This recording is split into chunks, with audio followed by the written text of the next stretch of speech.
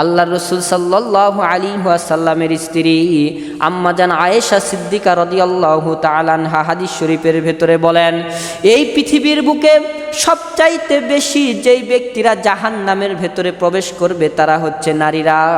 কেন নারীরা, এত নারীরা কেন জাহান্নামের ভেতরে প্রবেশ করবে? এই সম্পর্কে আম্মা জান আয়েশা সিদ্দিকা রাদিয়াল্লাহু তাআলা আনহু মুসলিম শরীফের হাদিস শরীফের ভেতরে সুন্দর করে বলেছেন, এরা দুনিয়ার বুকে এক নাম্বার কাজ যেটা সেটা হচ্ছে পর্দা করা, কিন্তু দুনিয়ার বুকে প্রত্যেকটা নারীরা পর্দা না করার কারণে এরা বেশি বেশি জাহান্নামী হবে।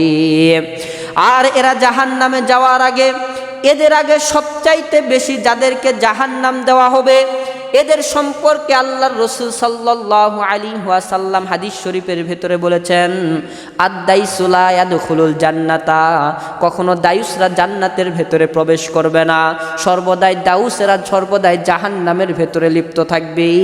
এই হাদিসটা যখন বিশ্বনবী হাদিসটা যখন সুন্দর করে বর্ণনা করেছেন, সমস্ত সাহাবায়ে কেরামেরা এরকম বসে থাকতে থাকতে হঠাৎ করে একজন সাহাবী দাঁড়ায় গেছে, ডাক দিয়ে বললেন, ইয়া রাসূলুল্লাহ, আপনি বলেন তো দেখি, দায়ুস যেই শব্দটা আপনি ব্যবহার করেছেন, এই দায়ুস কি মহিলা নাকি পুরুষ? আমরা তো বুঝলাম না।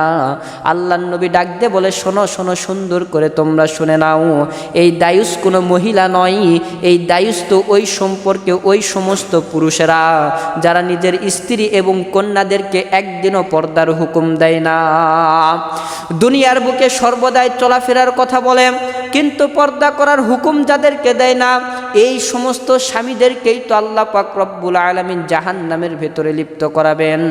আর এরা ওই সমস্ত জাহান্নামের ভেতরে লিপ্ত হবে যেই সমস্ত জাহান্নামের ভেতরে সবচাইতে বেশি বেশি ভয়ঙ্কর আযাব দেওয়া হবে, নাউজুবিল্লাহ বলেন। তাহলে এরকম জাহান্নামের ভেতরে আপনি আমি তো যেতে চাই না, যেতে চাই? তাহলে এই সমস্ত জাহান্নামের ভেতরে যদি যেতে আমরা না চাই, ৭১টি শাখার ভেতরে সবচাইতে বড় শাখা হচ্ছে স্ত্রীদেরকে পর্দা করানো। আপনার আমার স্ত্রীদেরকে পর্দা করাতে হবে, আপনার আমার সন্তানদেরকে পর্দা করানোর হুকুম জারি করতে হবে। শুধু স্ত্রীদেরকে নয়, আপনার আমার সন্তানগুলি যেগুলো বাড়ির ভেতরে রয়েছে এদেরকে যদি ৫ ওয়াক্ত নামাজের হুকুম আপনি আমি না দেই, ইয়া আইয়ুহাল্লাযীনা আমানু কু আনফুসাকুম ওয়া আহলিকুম নার, যেই ব্যক্তি পরিবারদেরকে নামাজের হুকুম দিল না, ওয়া আহলিকুম নার, সেই ব্যক্তি জাহান্নামী, নাউজুবিল্লাহ বলে। তাহলে পরিবারকে নামাজের হুকুম দেওয়ার দরকার আছে না নাই? জোরে বলেন। এই জন্য আজকে থেকে প্রত্যেক দিন ফজরের নামাজ পড়ার জন্য মসজিদের ভেতরে আসবেন। মুসলমান ভাইয়েরা আমার ভালো করে শুনে রাখেন, আল্লাহর নবী হাদিস শরীফের ভেতরে বলেন, যেই সমস্ত স্ত্রীরা ফজরের সময় নামাজে ওঠে না, প্রত্যেকটা স্বামীর দায়িত্ব হলো ওই স্ত্রীদেরকে ফজরের সময় ওঠানো। যদি সে না উঠতে চায় তাহলে তার শরীরের ভিতরে পানি ঢেলে হলেও উঠাতে হবে। জোরে বলেন, এটা কার কথা? নবীর কথা। এটা নবীর কথা। শর্ত হলো মুসল্লিদের নামাজ এবং অজুটা সুন্দর হতে হবে। যদি মুসল্লিদের অজু সুন্দর না হয় তাহলে ইমাম সাহেবের কখনো নামাজ সুন্দর হবে না। তাহলে নামাজটা আমাদেরকে সুন্দর করে আদায় করতে হবে। এই নামাজ সম্পর্কে আল্লাহ পাক রব্বুল আলামিন কোরআনুল হাকিমের ভেতরে বলেছেন যে নামাজটা সুন্দর হতে গেলে তোমরা কিভাবে নামাজটা আদায় করবা। আল্লাহ তাআলা কোরআনুল হাকিমের ভেতরে বলেন, ওয়া আতিউল্লাহ ওয়া আতিউর রাসূল ওয়া উলিল আমরি মিনকুম ইলা সিরাতিম মুস্তাকিম। আল্লাহ তাআলা বলেন যে তোমরা নামাজ যদি সুন্দর করতে চাও তাহলে একটা শর্ত হলো যে নবীকে এবং আল্লাহকে তোমরা অনুসরণ করো। নবীকে এবং কাকে অনুসরণ করতে হবে? আল্লাহকে অনুসরণ করতে হবে। নবীকে আর আল্লাহকে যে ব্যক্তি অনুসরণ করতে পারবে, মানতে পারবে, তার জন্যই নামাজটা সুন্দর হবে।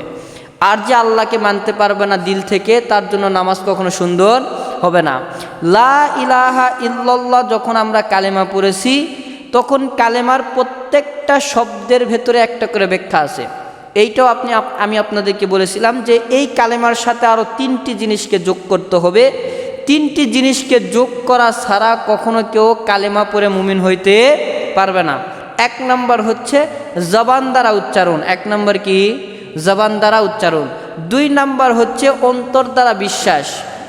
2 নম্বর অন্তর দ্বারা বিশ্বাস। এক নাম্বার হচ্ছে জবানে উচ্চারণ।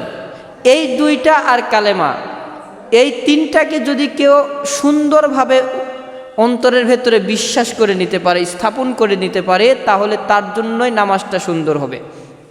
তাহলে এই তিনটা জিনিসকে সেট করতে হলে কালেমার ভেতরে যেই ব্যাখ্যাগুলো আছে, যেমন অন্তর দ্বারা বিশ্বাস, কালেমা দ্বারা বিশ্বাস, এই জিনিসটা যখন আপনার আমার অন্তরের ভেতরে সেটিং হবে, তখন বুঝতে হবে যে আপনার সাথে আল্লাহর একটা চুক্তিবদ্ধ হচ্ছে, আপনার সাথে আল্লাহর একটা কি হচ্ছে, চুক্তিবদ্ধ হচ্ছে। আপনি যখন কোনো কাজ করেন, 10 লাখ টাকা দিয়ে যখন কোনো কাজ করবেন, যদি কোনো দলিলপত্র না হয়, নিষেধ করেন, যদি কোনো দলিলপত্র না হয়, তাহলে কিন্তু বুঝার জন্য আপনার ভেতরে একটা করে সিস্টেম থাকা লাগবে, একটা করে পত্র থাকা লাগবে, কাগজ থাকা লাগবে। আপনি যখন 10 লাখ টাকা দিবেন, কাগজে লিখে নেবেন যে আমি অমুক ব্যক্তিকে 10 লাখ টাকা দিলাম, এইটাকেই তো চুক্তিপত্র বলা হয়, ঠিক না? যখন আপনি ব্যাংকে চাকরি করার জন্য যাবেন, অফিস আদালতের ভেতরে চাকরি করার জন্য যাবেন, তখন আপনাকে চুক্তিপত্রের ভেতরে একটা স্বাক্ষর করে নেবে যে আপনি এই ব্যাংকে চাকরি করতে হলে অমুক টাইমে ডিউটিতে আসতে হবে, অমুক দিন ছুটি পাবা, বছরের ভেতরে এতদিন ছুটি পাবা, এর বেশি ছুটি পাবা না। এগুলো হচ্ছে চুক্তিপত্র। আচ্ছা বলেন তো, যদি এই চুক্তিপত্রতে যেগুলো লেখা ছিল এর বাহিরে আপনি চলাফেরা করেন, তাহলে আপনার চাকরি থাকবে? কখনো আপনার চাকরি থাকবে না। যেগুলো আপনাকে চুক্তি করে দেওয়া হয়েছে এগুলো আপনাকে মানতে হবে। যখন লা ইলাহা ইল্লাল্লাহ যখন আপনি পড়েছেন, আল্লাহর সাথে আপনার ডাইরেক্ট একটা চুক্তিপত্র হয়ে গেছে। সেটা কেমন? লা ইলাহা ইল্লাল্লাহ যখন বলেছি, আল্লাহ ছাড়া, আপনি ছাড়া দুনিয়াতে কারো ইবাদত আমি করব না, আল্লাহ আপনি ছাড়া দুনিয়াতে কারো পিছন ঘুরব না, আপনি ছাড়া আল্লাহ, আপনি ছাড়া কাউকে সামনে রেখে নামাজ আদায় করব না, আপনি ছাড়া কাউকে আমি এই দুনিয়ার বুকে প্রভু হিসাবে মানব না, আপনি ছাড়া দুনিয়াতে কারো সামনে আমি মাথা নত করতে পারবো না। এরকমভাবে 71টা চুক্তিপত্র আছে। কয়টা? 71। ইমানের শাখা হচ্ছে 71। মুসলিম শরীফের ভেতরে এসেছে ইমানের শাখা হচ্ছে 71টি। অর্থাৎ আল্লাহর সাথে আপনার আমার চুক্তিপত্র, আল্লাহ যে আপনি আজ যে লা ইলাহা ইল্লাল্লাহ বলে যে মুসলমান হয়েছেন, এই চাকরিতে যে আপনি জয়েন করেছেন, এই চাকরিতে জয়েন করার আগে আপনাকে আল্লাহ চুক্তি দিয়েছেন, চুক্তিপত্রতে সাইন করে নিয়েছেন 71টি। জোরে বলেন কতটি? 71টি। এই 71টি আপনাকে আমাকে জানতে হবে, মানতে হবে। যদি আমি এর ভেতরে একটিকে মানা যদি ভুল করে ফেলি, তাহলে কখনো ইমানদার হইতে পারবো না। তাহলে 71টি কি? আল্লাহ তাআলা কুরআনুল হাকিমের ভেতরে বলেছেন, ইয়া আইয়ুহাল্লাযীনা আমানু কু আনফুসাকুম ওয়া আহলিকুম নারা। আল্লাহ তাআলা বলেন 71টির ভেতরে একটি শাখা হচ্ছে যে তুমি নিজে নামাজ পড়লে তোমার পরিবারকেও নামাজের দাওয়াত করতে হবে। পরিবারকেও কি করতে হবে? নামাজের দাওয়াত করতে হবে। পরিবারের ভেতরে আপনার স্ত্রী আছে, আপনার সন্তান আছে, আপনার পিতা আছে, এদেরকে নামাজের তাকিদ করতে হবে, নামাজের দাওয়াত দিতে হবে। যদি এরা নামাজ না পড়ে, তাহলে 71টি শাখার ভেতর থেকে একটি আপনি বাদ দিয়ে দিলেন, তাহলে একটি বাদ দিলে কেউ কখনো পরিপূর্ণ ইমানদার হইতে পারবে না, তার জন্য জান্নাতও কখনো থাকবে না। এই কথাটা আল্লাহ তাআলা কুরআনুল হাকিমের ভেতরে সুন্দর করে বুঝিয়ে বলেছেন যে 71টি শাখার ভেতরে 1 নম্বর শাখায় হচ্ছে তোমার পরিবারদেরকে নামাজের দাওয়াত করো। আপনার আমার পরিবারের ভেতরে সবচাইতে বেশি এখন পর্যন্ত জঘন্য কাজ করে মহিলারা। পুরুষেরা তো সপ্তাহে 1 দিন হলো মসজিদে যায়, কিন্তু আপনার আমার অনেকের পরিবারে মা বোনেরা আছে জন্মেও 1 ওয়াক্ত নামাজ পড়ে না।